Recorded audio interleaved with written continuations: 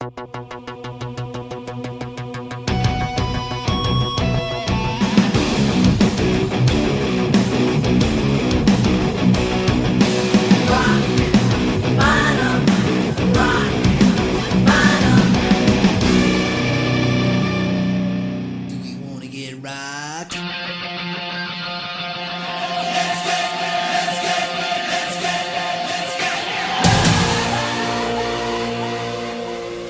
Campbell, welcome. Thank you very much. Rock Böttom podcast. Such an honor to have you here. I'm very flattered. Thank you.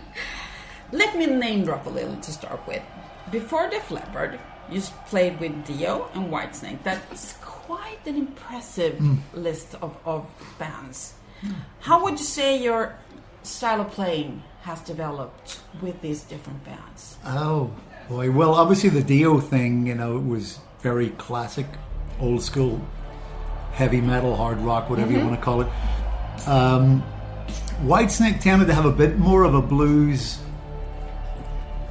I want to say an influence with blues, because obviously when Whitesnake first started, it was a very blues-based band. And Def Leppard's very pop. Yeah. So, and in between there's been a few other things. Like I started with Sweet Savage, who were, we sounded a lot like Metallica. We were like a speed metal band, and in between I've also done records with River Dogs and Lou Gramm, and so I have touched on all these different elements of rock music, but I kind of started. I would go back to my original roots. My first guitar hero was Rory Gallagher, and Who actually has a son in Sweden. Really? I didn't know that. Yeah, he's an amazing guitar player. I would hope so, yeah. It's in his DNA. So, I think that under all of it, I still have that element. Like even when I was playing with Dio and with Sweet Savage, when I was doing the much more intense, more aggressive rock music, there was always that sort of blues element, and I'm a huge pop fan. Like I love Crowded House are one of my favorite bands. Neil Finn is my hero. So it's I have this melody thing, which is why I think I fit so comfortably with Def Leppard. Because the emphasis on Def Leppard is about the melody in the song and our vocals in particular. I think it's fair to say that the real challenge for all of us in Def Leppard is to be able to play our instruments and to sing the way that we do, in every single song. So, to me, I always make the simple equation. Music is like food. I love Indian food, but I wouldn't want to eat it every day, So it's nice to have variety, and it's wonderful. I'm very, very fortunate that I got to play with so many great musicians and bands in my career, and I got to experience all these different influences and work with so many talented people, singers in particular, like, go back to Ronnie Dio and David Coverdale, Joe Elliott and Rob Lamoth from River Dogs and Andrew Freeman from Last in Line and so on and so forth, Lou Gramm. It's just, I've always tried to learn something along the way, and to try and grow as a musician. But where would you say the Viv Campbell ID? What is that as a guitar player? Is that the bluesy roots and the melodies?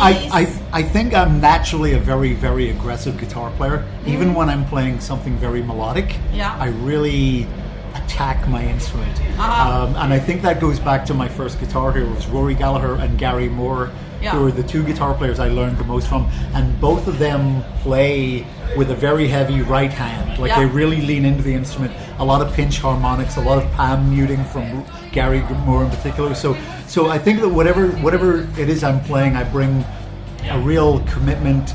I hope a commitment to it, but I certainly bring an aggression to it. And I also do try and bring a commitment. Even when I'm playing something really melodic and really simple with Def Leppard, I still am trying to, for myself, if nothing else, I'm trying to nuance my performance and trying to just make it that fractional bit better than it was from the night before. And I know that nobody knows except me, or cares except me, but it matters to me. It matters to you. Yeah. And that's what. And I mean, you've been with the band now since '92. 27 years. Yeah. Oh my God. How have you managed to stay together as a band? Not only without killing each other, which sometimes you want to do before even the nightliner has left. Sure. Yeah. Not only as that, but I mean, you seem to be hungry as musicians and songwriters still. Yeah. How have you? What kind of energy are you feeling from? Well, there's always been great ambition in Def Leppard. I will say first and foremost that having played with so many bands and having been fortunate to be a part of so many great bands prior to being in Def Leppard. Might not be just fortunate, might just be a bit of talent there too. Well, there's certainly an element of luck involved, but I got to say that there is no other band on the planet like Def Leppard. You know, what we do in Leppard is absolutely unique. Everything about this band I noticed from the first time I ever played with the band and got to meet the guys, because Joe was the only guy I knew. I knew Joe not so much musically, but socially we knew each other back in Ireland. Joe's lived in Dublin for many years. I'm from Belfast, so we would go to dinner together and go for drinks together, play soccer on the weekend and stuff. So, you know, about a year after Steve had passed away, Joe called and asked if I'd like to meet the guys and maybe audition for the band. So the very first time I met the other guys and played with them in a rehearsal room in Los Angeles, I knew that it was a very different experience, and everything about the band, every facet of what it is we do is very, very different from any other band on the planet. There's an incredible work ethic within Def Leppard, an incredible ambition and desire to be one of the biggest bands ever. How does that manifest? I mean, how we all have our different roles that we play within the band. I mean, and certainly some of them overlap, but there's just this ambition. I remember back then, 27 years ago, after I'd played a few times with the band and I'd finally realized that I was going to be part of Def Leppard, Joe sat me down and he told me about his ambition for Def Leppard. And when you think about, you know, how the band started, Leppard, you know, they collected some money, did their own single, sent it to John Peel, got played on Radio 1, got Jeff Barton to write a review for Sounds and Kerrang and so on. So they really had that ambition, and Joe in particular, from right back then. And so Joe said to me, he said, I really want Def Leppard in decades to come. He said, I want Def Leppard to be one of the great British rock institutions like Queen, like The Who, like the Rolling Stones. He said, I want Def Leppard to be up there with that. And to his credit, I gotta say that everything that this band does, it's very deliberate. You know, there's always like, is this... Kino presenterar dagens miljonär som just fått sin resplan över familjens 4 veckors resa till Maldiverna. Ja, vi ska tydligen mellanlanda i Zürich. Vad är sekt? Det är inte lätt att vara rik. Testa Kino Express i mobilen med dragning när du vill. Kino Express, ett nytt spel från Svenska Speltur för dig över 18 år. Right career move for us? Is this the right record for us to put out at this time? Is this the right festival for us to be playing at this moment? And it's worked. I in the last couple of years, our numbers have grown and grown. I mean, around the world, especially in North America, which is our biggest market, you know, we're playing to 40% of our audience who are young enough to be our children. So we've crossed that generational thing. We're no longer just a rock band, like a hard rock band. You know, even the musical ambition of Def Leppard goes way beyond the scope of any other hard rock band on the planet, because we really do meld those different influences of pop music and melody to hard rock, the hard rock sensibility. You know, it really is, as Sav has always said, it's like AC/DC meets Queen, you know, and then some, and like even going beyond. And we all individually have different musical, I wouldn't say ambitions, but different musical tastes. You know, like Phil is really into modern music and a lot of urban and rap music, as well as rock, obviously. But and I, as I mentioned, I'm really into pop and organic music and melody and vocalists and stuff like that, as well as guitar players and rock in general. And so, you know, we all have these different things that we bring in. And Joe is probably the biggest music fan I've ever met in my entire life. I mean, he's just an encyclopedia of music, and he's such a passionate fan about music. He knows everything about it. So it's just a unique collection of people, and we all bring these different flavors and elements, and we all share this one common goal of making Def Leppard a legendary band. You know, even years after we're gone, we want people to, obviously it's about the music, it's not about the people. And that's the other thing I think that I really noticed when I first joined this band, is that in Def Leppard we have a collective ego, not 5 individual egos. We all but how do you do that? because we all realize that the music is more important than any of us individually, and that our strength is together and with the music we make together. And you know, if Joe were to leave and go solo tomorrow, the Joe Elliott Band, they would do well, but it wouldn't be like Def Leppard, you know, and it would be the same for any of us, you know. So we all realize that the most important thing is to build this huge catalog, this body of work, and to make it as good as it can be. Like I said, the work ethic is unbelievable. You know, when we go into the studio to write a song, good is never good enough for Def Leppard. We're always trying to reinvent the wheel. Las Vegas residency show, how did that come about? Well, we've done it before. We did, for the first and only time in 2013, we did the Hysteria album in sequence, and we built up a show around that, and it was very, very successful. It was a lot of fun, and so we've been invited back to a different venue in Vegas, and obviously it's going to have to be a different show, and I wish I could tell you what the show was going to be, but I honestly don't know. We have yet to determine what it's going to be, but we know that we need to start rehearsing some more obscure When is songs. the premiere? I think it's date? August 14th is the first show, I believe. Okay. So we've got to... Better get cracking. We better get on it, yeah. I know. So, what would you say are your defining moments, not only as a musician, but as a person? Because, I mean, I follow you on social media, and as I've noticed you have quite a lot of outside interest from the band. Yeah. Like Rockstar Stu. Rockstar Stu, yes. Your dog. Yeah, he has an Instagram account. You Yeah. have to follow Rockstar Stu. I love that account. Well, yeah, he's a cute little dog, and he does go on tour with us in North America the whole time. Oh. He travels well. He's the right size. He's got a great temperament. He makes people happy.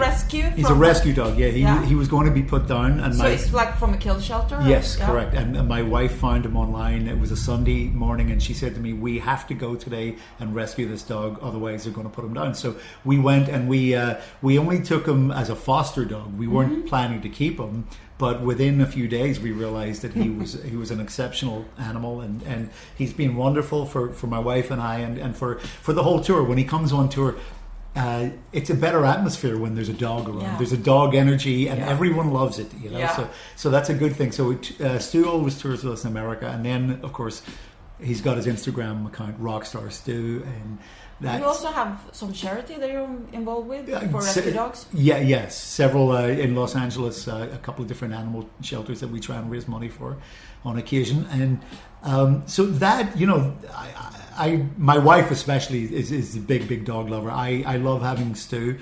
You love your wives. I do love my wife.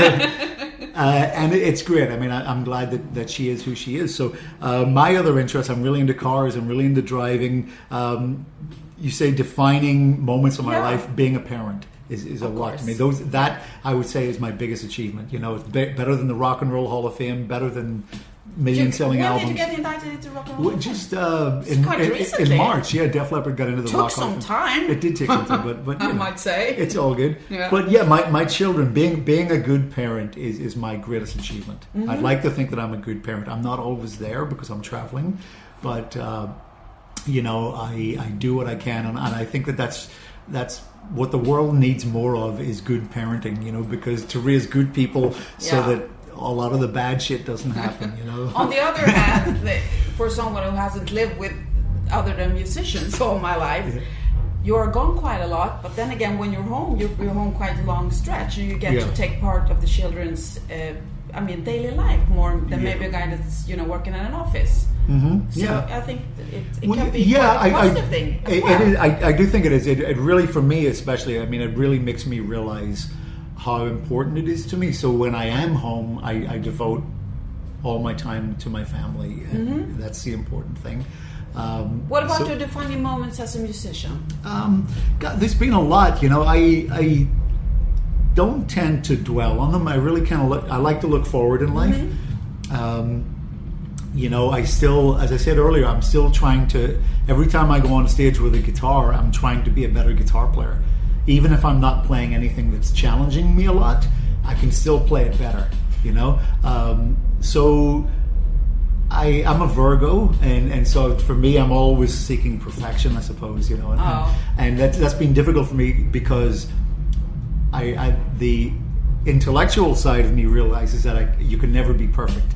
It's an art form, and a live performance is never going to be 100%, so I should never try to strive for it. So it's always trying to find that balance to just go out there and try and find a peaceful spot in my soul to where I can still be trying to push myself, but still let the music come through me. And I've been very fortunate in my life that all I ever wanted to do since I was about 9 years of age, I saw Mark Bolan and T-Rex on television one Thursday night on Top of the Pops, and that was an epiphany for me. I wanted to do that. That was my life. I wanted to grow my hair. Do you remember the song? I don't actually. I don't know if it was Ride a White Swan or Bang a Gone. I can't remember.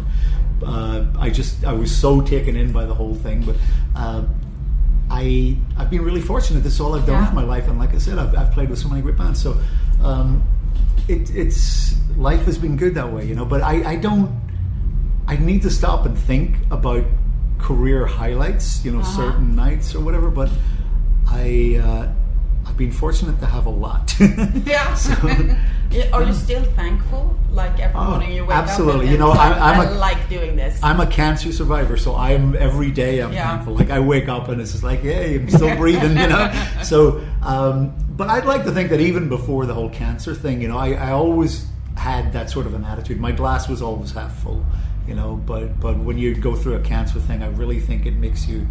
Me too. So I know exactly what you're talking about. We know life is short, and you got to just live. I'm saying a comet. You can get hit by a comet tomorrow. I know. So I'm just going to have a good time every night. There you go. That works for me too. In moderation. Except moderation.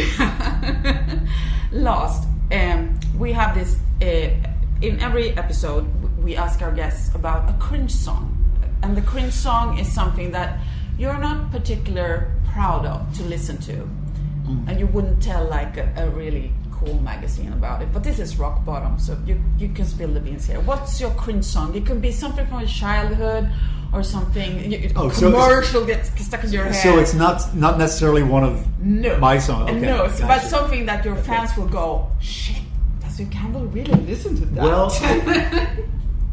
Do I listen to it or do I not listen? Do I not want to listen to it? So is it one of my favorites or one of my least favorites? What are we looking for here? Your favorite, but something that would surprise your fans and something that's a little guilty pleasure for you. Well, like I said, I mean, Crowded House, I love pop music, you know. I love Neil Finn's melodies. I think he's the modern day McCartney and Lennon all in one. And so I think a lot of people expect, because I'm a guitar player in all these multiple hard rock bands over my career, I think a lot of people expect that that's what I listen to. I get up in the morning and I listen to hard rock, and that's not true. To be honest, I don't listen to music very much at all. I don't like to cheapen the experience, and I think that this is one of the things that has happened to music in recent years because of the age of the internet and satellite and cable television and cell phones. There's so much distraction that music doesn't mean what it used to mean. When I was growing up, it was like a religion, when you had to go find an album and go through the racks on a Saturday afternoon, and sometimes I would hold the sleeve and many times I would buy a record based upon the sleeve. If the sleeve was really cool, I'd say, I've got to check this out, and I'd listen to it, and if I liked it, I'd buy it. So I think it's different now. I think a lot of people treat music as wallpaper, just like it's background, and I never want to do that. I don't listen to the radio in the car. When I listen to music, I like to put on headphones, and I like to listen to an album from start to finish, and I like in bed, like when it's dark, and I just want to immerse myself. I want to wrap myself in the music. I want to feel it. I don't like it to just be on while I'm doing something else.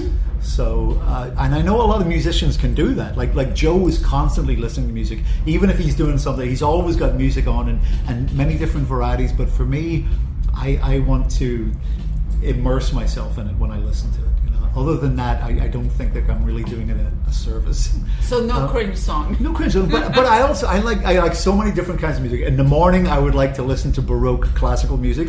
In the evening, I like to listen to Ella Fitzgerald. You know, it's Ray Charles, but I still want rock. I still want guitar. You know, like Jeff Beck, I think is the greatest living rock guitar player. I listen to some Jeff Beck, which at times I can find equally inspiring and deflating because he's so good, you know. So I'm not sure why I listen to that. But music, you know, like I said, it's like food. There's all these different varieties, and it's nice to have a varied diet. You know? Thank you so much. Yeah, my pleasure. And all the best to you. Great, thanks. Do you want to get right?